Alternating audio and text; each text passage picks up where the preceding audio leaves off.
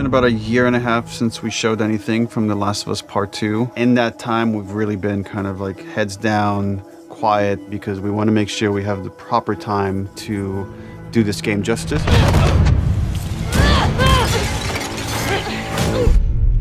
It's definitely our most ambitious in scope game that we've ever made. We really wanted to wait until we had something awesome and new and exciting to talk about because we've been so mysterious.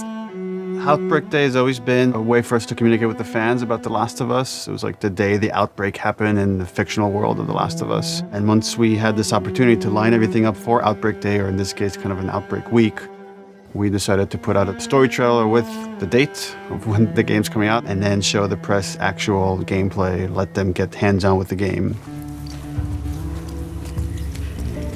We're always trying to strike a balance of getting people excited for this game, show them a bit more of a glimpse of the themes this game is about, the cycle of violence, this idea of how far would you go to exact revenge to bring justice to the people you love. And then we also show that Joel is back and you get to see him for the first time. What the hell are you doing here?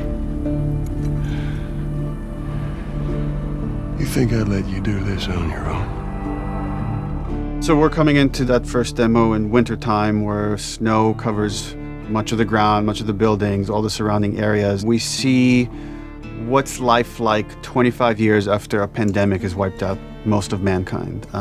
We pick up Ellie, who was 14 in the first game, is now 19. She's living in the city, Jackson. Which is where Ellie and Joel have been living for the past 4 years in this sweet settlement. What we come upon is their regular day-to-day life. We're coming in on Ellie and Dina, her best friend, patrolling the outskirts of Jackson, looking for infected to clear out to keep the area safe. Ellie and Dina at this point have been friends for several years, but there's been underlying romance between these two characters. From the demo we put at E3, where you saw this festival and this dance, and these two characters kissed for the first time, this demo takes place the day after. And then over the course of the level, they encounter some truly dangerous things. We wanted just across the board to make the enemies more threatening, to raise the tension that we started establishing with the first game. So that means the infected, even the lowest class, the runners, are more dangerous. Something that was really important to us was empowering all of our characters, right, and making them all equal. Ellie, as we saw in the first game, is incredibly capable, but this is a world where you need to be capable to survive, and we wanted to empower everybody. And the way that reflects in combat is, Dina is way more effective. So when we have Dina going out, while she may seem the less hardened character, she knows how to use a gun, she knows how to stealth, she knows how to kill a clicker as well as Ellie.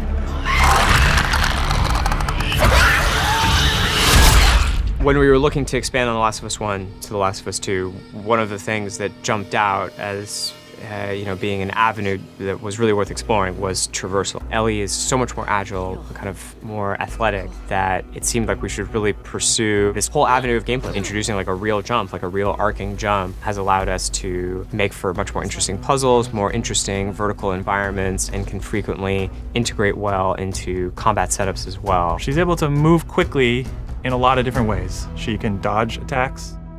She can squeeze through, we call them squeeze-throughs. Oh, looks like I could fit through that. Oh, I can fit through that, that's cool. And that has been such a great integration into the combat loop of like, you're fleeing an enemy, or you're trying to get a flank, you're in stealth, and you just kind of like scooch into a room or behind an object.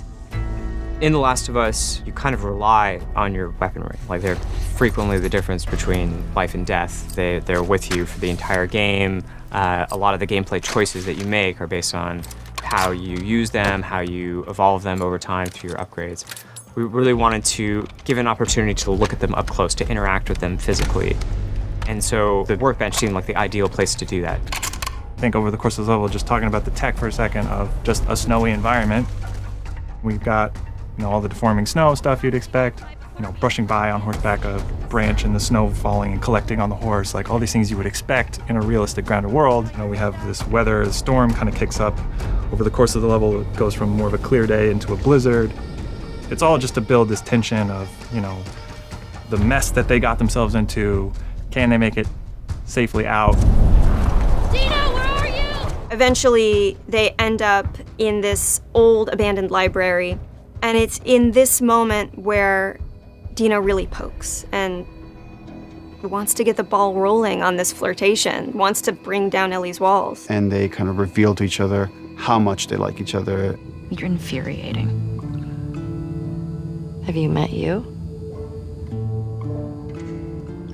And then we have a second demo that the press played that's like much later in this story where Ellie started going down this road of revenge. She finds herself in Seattle, pitted against this group that controls the city. Called the WLF. They're kind of a little bit like a militia that has taken over the town, and they have a very zero tolerance policy on people who are not from Seattle, kind of intruding on their space.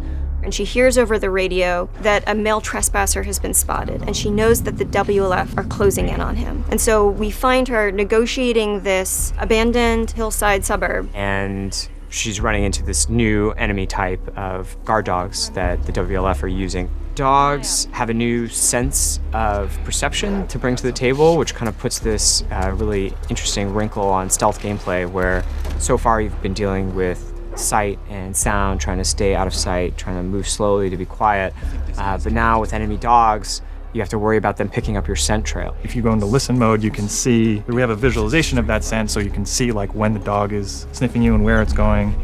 You can throw bottles to distract the dog off of your scent, and it just adds this extra tension.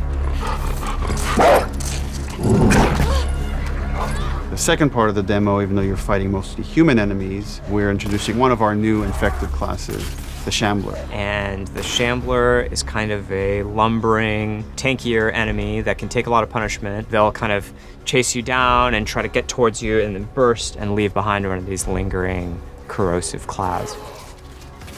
In the demo, we have this mini boss fight, and that class happens to be a stalker. It's a class between runners and clickers.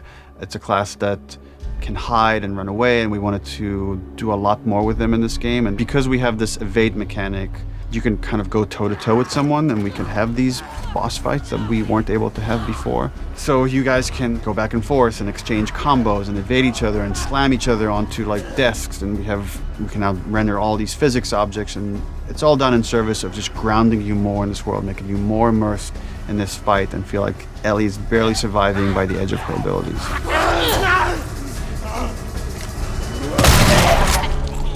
So for The Last of Us 2, we've kind of almost completely overhauled the player upgrade system. For the first time in the game, you're able to learn entirely new crafting recipes just via the upgrade system. These are abilities that make your character feel really different. You are really able to pursue the playstyle of your choice and kind of make the Ellie that you're playing your individual Ellie. We designed the whole experience to be something where it's a balanced stealth experience where you have a lot of tools to escape, you have a lot of tools to evade, you can entirely stealth past everyone. Got something. We'll look into it. And then the other big thing we did to immerse the player is make the human enemies much more threatening.